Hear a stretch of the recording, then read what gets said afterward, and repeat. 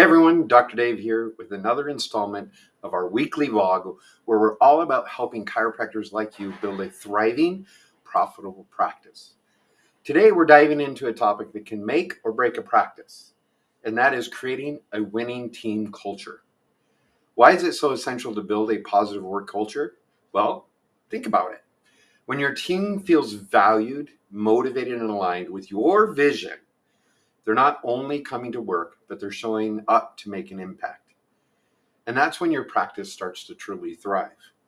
This is one area I always talk to chiropractors about on a regular basis. Building a team of people who are as good as you or even better is extremely important. This is the difference between a successful practice and a mediocre or a failing practice. Your team in your office needs to be valued and created by you so you can focus on being a chiropractor, being the doctor in the office. It's not good if you don't have time to focus on that. So let's start with the basics. Why does a positive work culture matter the most? First, it boosts morale. Who doesn't enjoy being around people that make you feel better? Who doesn't enjoy being part of a winning team? Who doesn't enjoy having fun? These are the questions you have to ask yourself because you need to ask if that's happening within your office. A positive work environment leads to positive results with patients. If you have negative staff, you have negative results. I've seen it many, many times. In fact, I have 3 or 4 clients now where we're going through and evaluating staff to put the best possible people in the best possible positions for success. So if you can boost that morale by putting those people in positions of success, productivity goes up, positiveness comes out, and every single person in the office wins. A team that feels appreciated and valued is far more engaged and committed in delivering exceptional patient care. Number 2, it improves communication. One of the things that I notice in most offices is communication is a big issue. Is your front communicating to the back? Is your chiropractic technologist or assistant communicating effectively to the doctor about the patient's condition?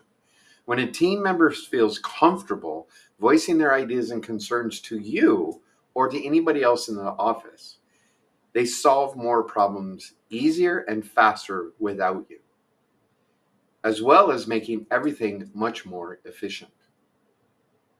Lastly, we talk about turnover. Turnover is critical in a small office. The more turnover you have, the harder it is to grow. So by creating a valued member, we reduce the amount of turnover.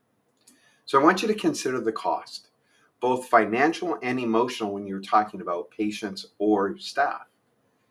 Of constantly trying to hire and retrain people gets very annoying and gets very difficult because emotionally you're not involved with them anymore. You have to stay connected to your staff. You have to have that heartbeat of your team. I'm going to pause here and just tell you one of my favorite books that you could read if you want to learn how to master this is a book called Tribal Leadership. In that book, you're going to talk about your tribe. You're going to talk about your culture within your office and how to build that. It's very important that you take time to better yourself as a leader, to build that leadership amongst the people that work with you. A positive culture keeps your star players in the game at all times. And remember, star players like that feedback. They like that positive reinforcement. Look, all of us are narcissistic to some degree, which isn't a bad thing. We need to take care of ourselves. We need to protect ourselves. But I really, really want you to pay attention to how you treat your staff. Treat them like leaders, treat them like employees, but be positive, encouraging, and uplifting when you do speak to them. Even in difficult times, it's important to try to stay positive. So now let's look at the research. We do know studies show that companies with strong positive cultures have a 30% increase in overall performance. When your team is connected to your missions and your values, productivity goes through the roof. Stress goes down. And who doesn't want less stress in their life? So If your employees feel less stressed, they feel empowered, they feel leader, they're allowed to do their job and be good at what you ask them to be good at. They're happier and they'll be more productive.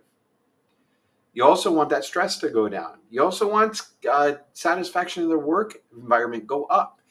Give them a reason to be valued. Give them a reason to want to come to work every single day.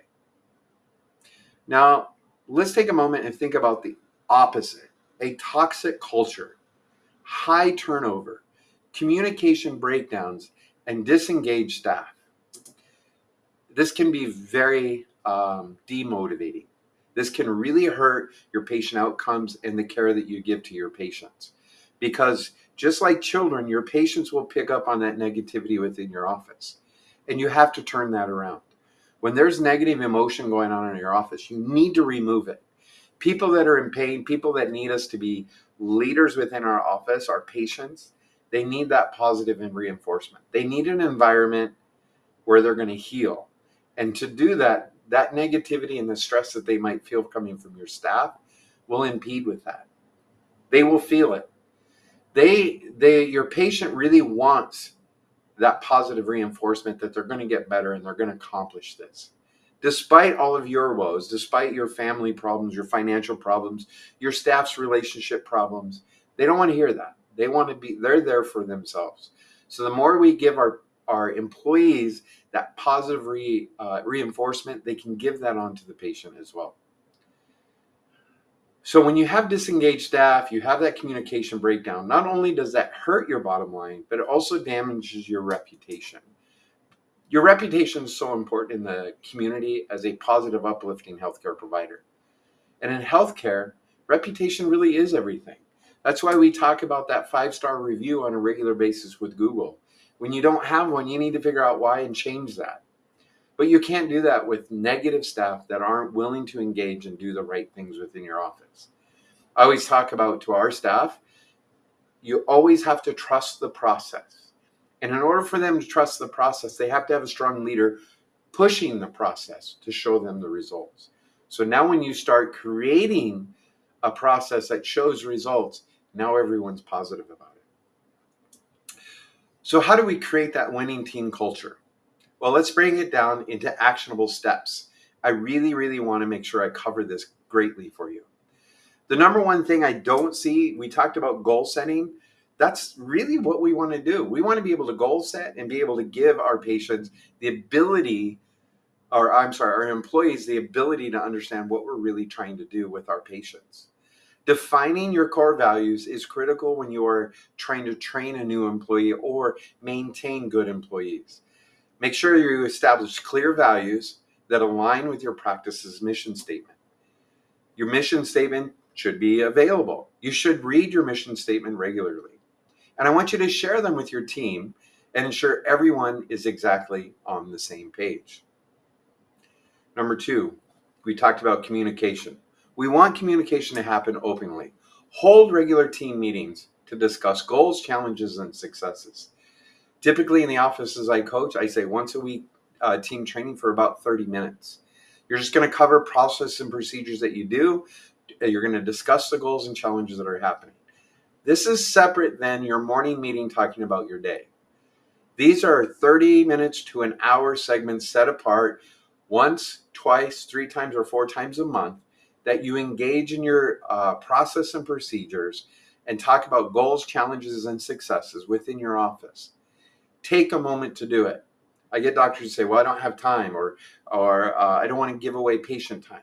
I promise you, if you don't do it, it's going to catch up to you sooner or later. It's imperative you set aside time to do this with your staff.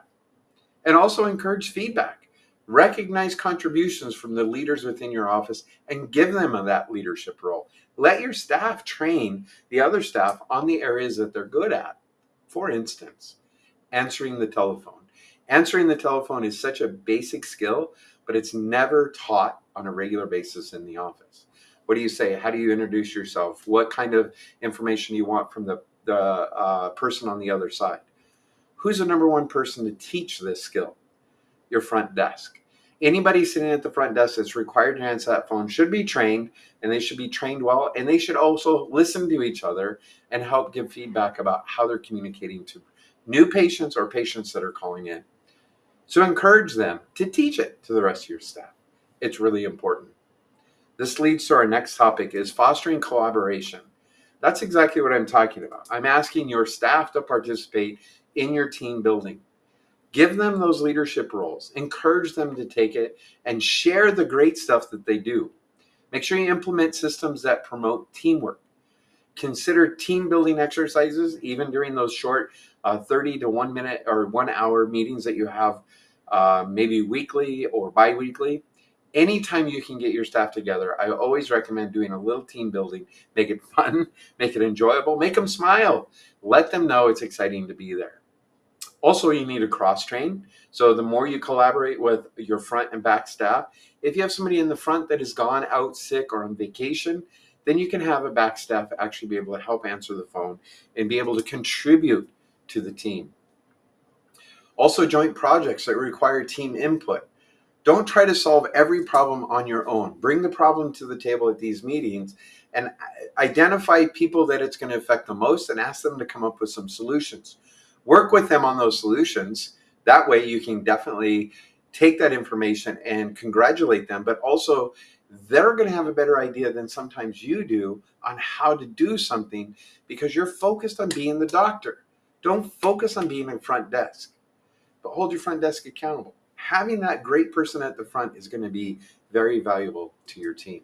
And it leads to fostering more spirit within the office. Another thing I always talk about is show appreciation. A simple thank you goes a very long way. We cannot take people for granted, and I don't want you to. I want you to constantly promote and encourage your staff by thanking them for the littlest things. If you don't do that on a regular basis, also tell them how proud you are of them. Tell them thank you for going above and beyond. Thank you for answering the phone the correct way. Anytime you can do that, it's going to really help them. Recognizing individuals, as I mentioned earlier, we're all a little narcissistic. So go ahead and encourage them. Take that leadership role and recognize those individuals for the great work they do. And the team achievements will grow, both publicly and privately. I want you to celebrate their wins, big and small. And big could be maybe you have a big dinner. Maybe you buy pizza for lunch. Maybe you take a particular employee and their spouse out with you and your spouse and encourage them and thank them for the great service that they provide to you. So let's take a little closer look at fostering collaboration because I think it's important. When you have a team member that feels empowered, so if your front desk or your head CA is empowered to share their ideas and contribute to the practice success, they're more likely to take ownership of their role. Not only ownership of their role, but ownership of the clinic. And this creates a ripple effect all the way across your practice. Also, consider implementing a peer-to-peer recognition program. Encourage staff to acknowledge each other's contributions. This not only builds a camaraderie between your staff, but also reinforces your practice core value in a natural, organic way. So now let's talk about the most important motivators, recognition. We kind of hit on that already, but here's how you can do it effectively. Number one, personalized praise. Use their name. When recognizing somebody specifically, instead of saying great job, use their first name. Hey, Sarah, the way you handled that situation and that difficult patient interaction yesterday was amazing. You kept cool and you turned a negative situation into a positive. And I really appreciate that. Saying that to your front desk when you can do it authentically really, really is great. Also, you can put into place certain incentive programs. Implement rewards program based on merits like patient satisfaction scores, productivity, teamwork. You can provide small bonuses, extra time off, or gift cards. Those can be absolutely fantastic motivators. And you do this to try to create a celebration within milestones for your office. Did someone reach their 1 year mark in your practice? Did they hit a new sales target? Then they make it a point. Do you make it a point to celebrate those milestones? Make it a big deal because that encourages others to do the same thing. When you don't recognize it out loud, even in front of patients, nobody gets excited. Make it exciting. You can actually do that by really thanking your staff. This not only boosts morale, but also reinforces that you're paying attention to their growth and their contributions to your business. But recognition doesn't always have to come in the form of financial incentives. Sometimes it's as simple as taking a moment during a staff meeting to recognize somebody's hard work, point them out in terms of the team. Public recognition can be incredibly motivating and encourages others to step up as well. And let's not forget the power of constructive feedback. Recognition isn't always about praise, but it's also about providing valuable, actionable feedback that helps your team grow. But you want to be specific with this one. Be honest and always pair criticism with encouragement. We call that the bookmark or the bookshelf or book end compliment process. Compliment on the front, talk about the problem, and compliment at the end. Hey, Sally, I do know that you're doing a great job answering the phone calls, but one of the things that I don't see is I'm not getting that phone call script down, written down, and handed to me. Can you please pick that up? I really need to do that. But keep answering the phone the way you're doing because you're doing a great job. I just need that one thing changed. So we complimented, we have the problem, and then we compliment again. This goes a long ways when you're working with your staff. It's really important to them, and they hear you better with the compliments. Now, if you're ready to take your practice to the next level by creating a team culture that thrives, I think you and I need to talk. I'd love to connect with you and share with you proven strategies that help you build a high-performing team that's fully vested into your vision for your patients. So what I want you to do is click the link below to schedule a free discovery call with me today. Let's create a winning culture that drives your success for you and your entire team. I also don't want you to forget to like and follow this and also subscribe for weekly coaching tips designed to help you grow your chiropractic practice. Hey guys, I can tell you I've done very well in practice. I don't need to practice anymore if I don't want to, and I don't actually need to be doing this. I do this because I care about you. If you're not making $40,000 a month or more on a consistent basis, we need to talk. 40,000 should be a very simple thing. And I'm doing this for free. Get on a call. Let's talk about one of your problems. Let's solve it. And let's move your practice forward.